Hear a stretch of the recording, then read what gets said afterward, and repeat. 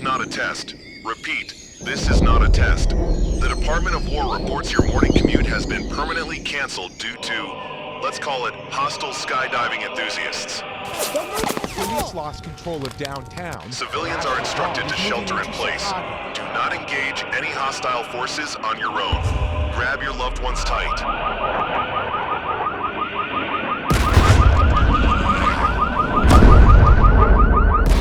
The United States government is calling on all gray men. It's finally happening. Now is your time. It's time to bug out.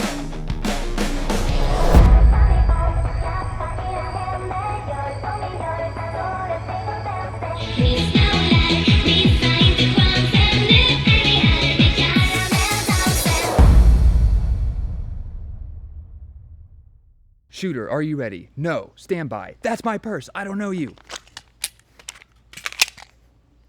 Oh, hello there. I didn't see you guys. I'm in my backyard dry firing because I'm a really terrible shooter. But at least I'm comfortable.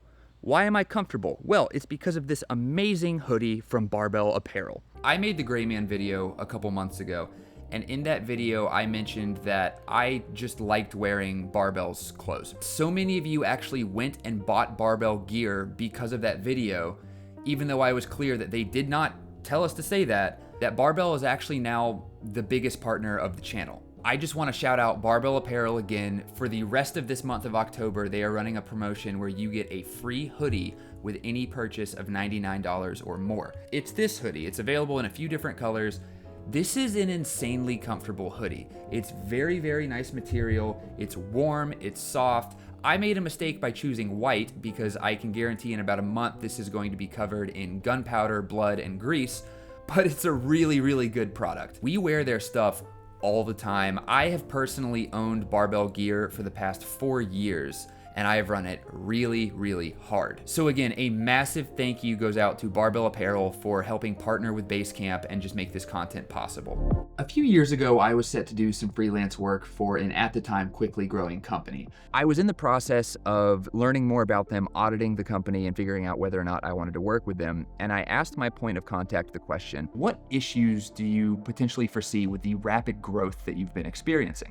And now his response to that is something I think about quite often. It's stuck in my head since then. The exact quote is, well, we're really too big to fail completely. I kind of think that's America. Let me explain. The United States is quickly coming up on 250 years of existing. And while we are currently the dominant global superpower, it wasn't actually always that way until after World War II. The rapid industrialization we saw after World War II was a massive driving factor in our economy, military, and leadership becoming what we now know as today, for better or worse, as the global police force that exists as America. With military bases all around the world, our nukes, the largest and most capable fighting force on the planet,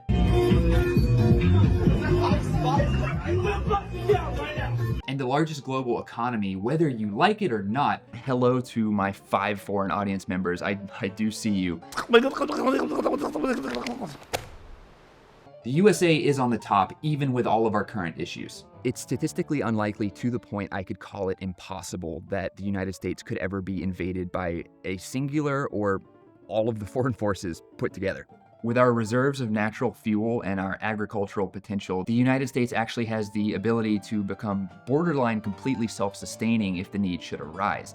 And because of that, a lot of people much, much smarter than myself. There was a random bullet laying here that I don't think was one of ours. I just picked it up, put it in my gun. Have theorized that the United States is actually capable of fending off the combined military might of the entire world if that should ever arise. Oh man, the girls are fighting, aren't they? Additionally, factoring in, well, the population of the United States, which historically have not done very well with the idea of people treading on them.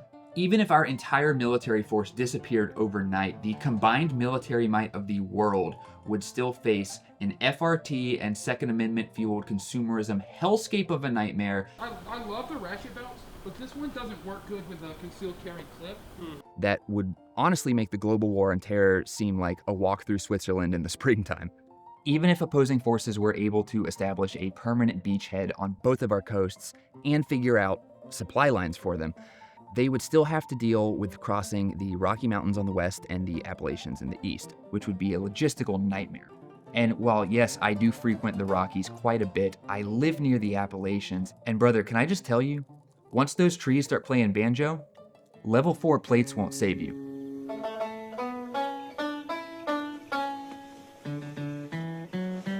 Now, I could speak on this for an entire video, but the point I'm trying to make here is that when the time comes for the American experiment to come to an end, it's not likely going to be from external forces, it's probably going to be from within. Okay, so bugging out, we're gonna get there, bear with me. Well, I think that every single man in this country has this deep-seated survivalist fantasy of bugging out that when you think about it can essentially just boil down to not having to go to work tomorrow. The true end of the world fantasy is, well, just that. I can't call it impossible, but it is so incredibly unlikely during our lifetimes that I may as well. I'm gonna be honest, the whole nothing ever happens crowd, you might actually be onto something here, and it's for a litany of reasons. Like discussed, the United States is virtually impossible to invade. Natural disasters, which we will talk about, are extremely crippling in the short term, but in the long term, we have always been able to bounce back. George Bush doesn't care about black people. Apart from Yellowstone erupting or a continent killer asteroid, chances are if you live more than 200 miles away, you guessed it, you're still going to work tomorrow. All right, what about a global pandemic? Well, we actually did that already, and it turns out work moves into your house and it kind of just sucks. A lesson we've learned from the modern performative male's approach to dating is that if you are not physically strong enough to attack something head on, then the winning strategy is actually to infiltrate and attack from within. And if you look at the state of our country right now, it's pretty, it wouldn't be the craziest thing in the world to say that things don't seem to be going too great right now. I love this country, but at the end of the day, call the United States an experiment or an empire, both eventually come to an end, as did Rome. But what is different from us and Rome? Well, the Roman Empire collapsed due to political instability, corruption, heavy taxation, inflation, decline of the concept of civic duty, a class divide where the wealthy elite hoarded land and riches, creating an environment where the working class found it harder and harder to have any substantial quality of life. Oh, and the sacking of Rome by the Visigoths. That hasn't happened yet. But the full-on point that I'm trying to make here is that the entire, what we would consider the collapse of Rome, took about 300 years. And even today, some people would argue that the Roman Empire never actually fully disappeared, it just became the Catholic Church. And so in that sense, Rome never actually fell, it just changed. The Roman Empire lasted between 500 and 1500 years, depending on if you include the Western and Eastern Empire and how you count those. And while the United States is only about 250 years old, yes, we have exploded onto the scene as a global superpower with strongholds, military assets all over the world. And while yes, we do live in an age of rapid globalization and we can see things happen very, very quickly, it's much more likely and honestly less exciting that what we see is more of the same, and that over the next 70 years, things continue to just get slowly worse and worse and worse and more expensive and more expensive. And by the time it's actually socially acceptable to daily carry a rifle and kit, you are going to be 80 or 90 years old in a nursing home playing Mario Kart on your state-mandated VR headset. So what does this mean? Well, the sexy thing to talk about for a video like this would be top 5 guns for the end of the world, right? And I don't want to rule out me ever making that video because honestly, that sounds like a really fun video to make. But the reality of it is that for most of us, if we were to go out right now and buy 5 guns, that would be a crippling financial setback.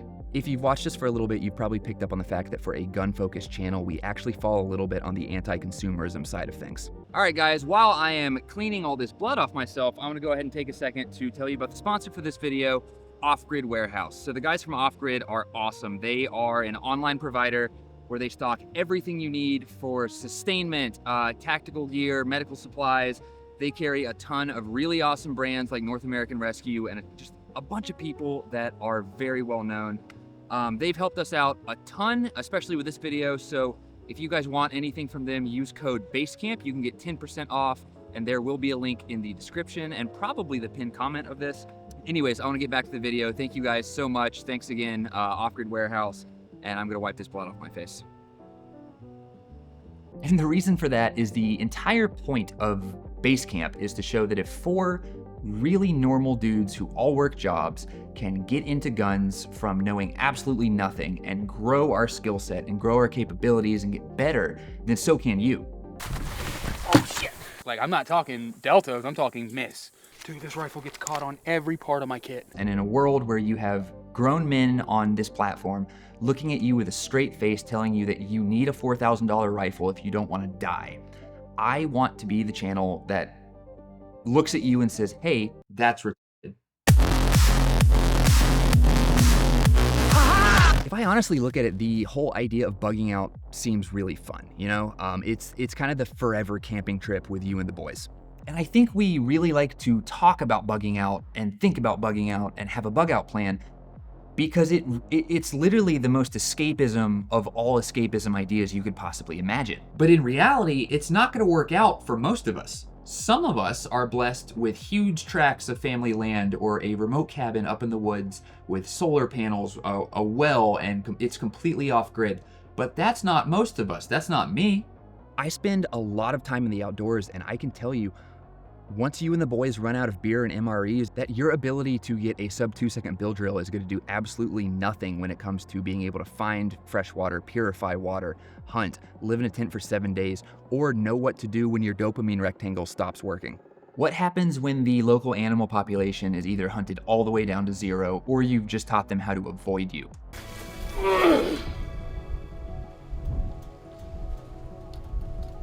What happens when you decide to move your camp but you're out of gas, and unlike in The Walking Dead, the chemical compound of gasoline actually breaks down and is completely unusable at 6 months? While not at all impossible, the situations that would arise to warrant a full-blown permanent bug out are so improbable that we need to start thinking about a bug out as something we do that is temporary, with the intent always to return to home. So what would warrant a semi-permanent bug out? Well, let's look at a real-world example. I grew up on the Gulf Coast. Hurricanes were a reality for us. It was pretty frequent. At least once a year, we would have to evacuate, abandon our home. And you know what we didn't do as a family is we didn't grab our guns, grab our tents, grab a bag of seeds, and run into the woods. What we would do is load up, drive out of the path of the storm, stay with friends, stay with family, or in the most bizarre instances, just a random hotel. That's a realistic bug out. And I'm not telling you not to bring the Glock. If you don't bring the Glock, give me your gray man card, otherwise what's the point? The temporary bug out is something that is actually enough of a reality for most of us that we do all need to have a plan in place. And yeah, you can game theory whatever you want, but the most likely event that would warrant this is likely a natural disaster or weather event.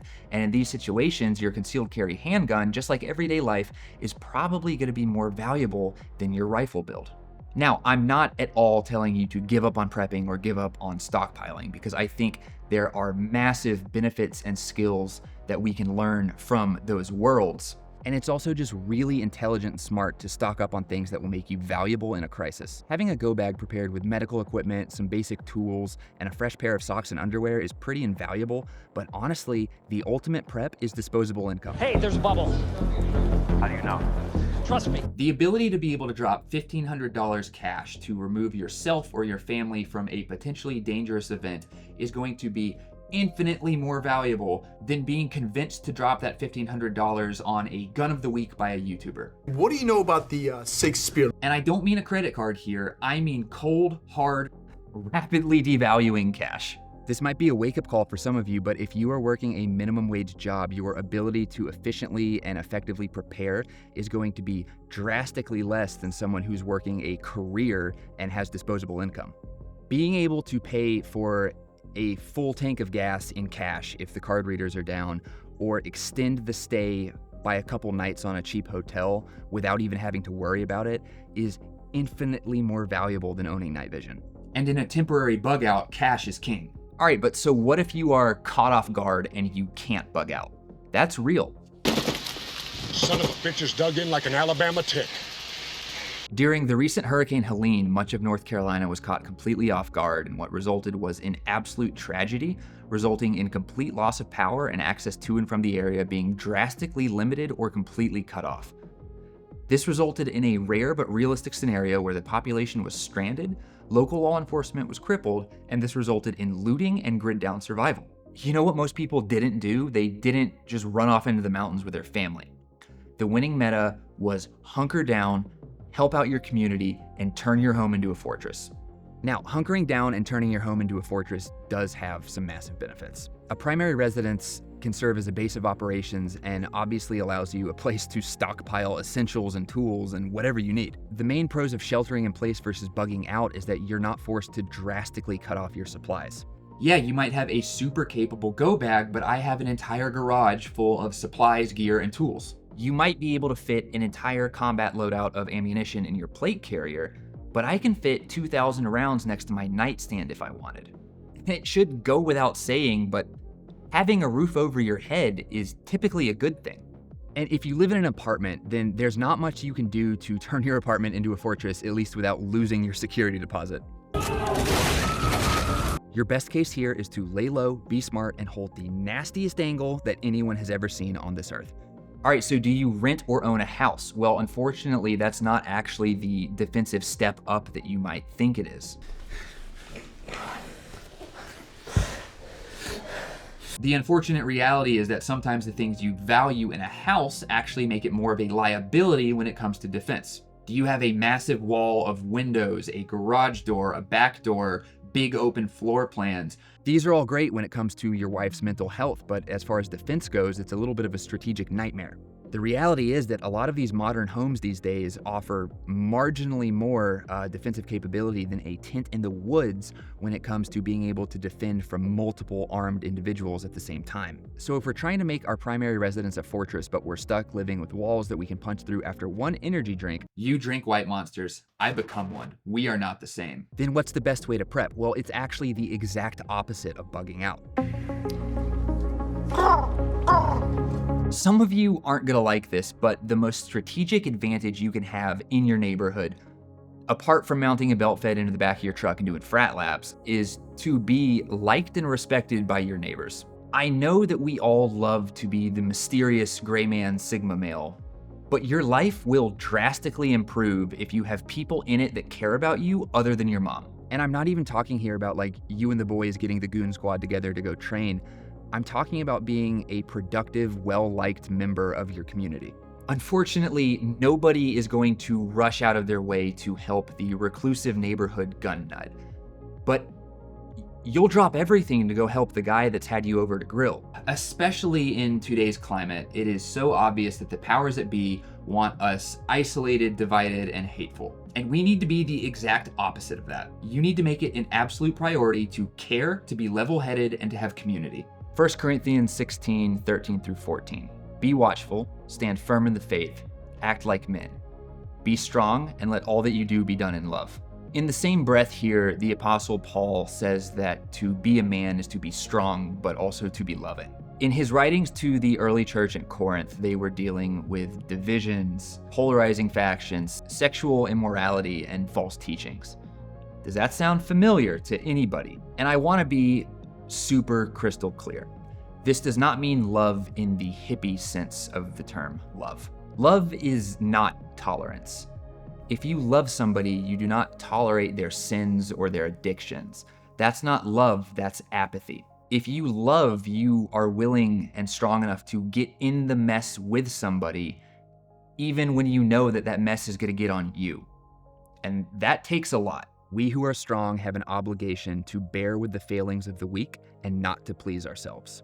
They want you isolated and hateful, and you need to seek fellowship, strength, and compassion like your life depends on it, because as we're seeing these days, it just might. So you need to be ready and prepared to help others, even when it comes at a negative to you, or you are just so worn out by life that it is difficult to care. Having the physical strength to lift a tree limb off of a car, having tools that you're okay to loan out to neighbors in need, even if you know the tools might get damaged. Or just making sure that you're always ready to feed and host people that might not be able to return to their home yet. And also being ready and able to kill. Those are preps. All right, so let's look back and review the previous chapters, right? 1, you're likely never going to need to do a true bug out. 2, if you do, having $1,500 cash ready to go is probably gonna be a better asset for you than your rifle build that looks really cool on Instagram. Yes, it's smart to fortify your home, but it is invaluable to have good community. Be a strong and loving man that hates evil. And the funny thing is that some of these are not what the gun industry preaches. The gun industry preaches for you to spend more. Buy the rifle, buy another rifle, buy night vision, buy emergency rations that you can bury in your backyard for some reason. Buy a truck gun, and then before you know it, that's like 15 grand that you could have used to fix your roof, pay off your car, pay off your student loans. And I'll be real with you guys, I'm not immune to this stuff, but I'm trying. And I'm not gonna tell you not to buy cool stuff. We all like cool stuff. I don't think there's anything intrinsically wrong with having nice things. But the point I'm trying to make here is that this industry that we all love so much, it does not actually love us back. Surprise, but we've been duped. If you want to get into prepping, it is far more likely that you are going to have to unexpectedly buy a new roof or replace all the tires on your truck before it ever is that you're going to have to do a bug out and go boogaloo with the boys. Your stockpile of ammo is honestly very valuable, but don't discount the value of having community. So prep accordingly. I'm freaking done, dude.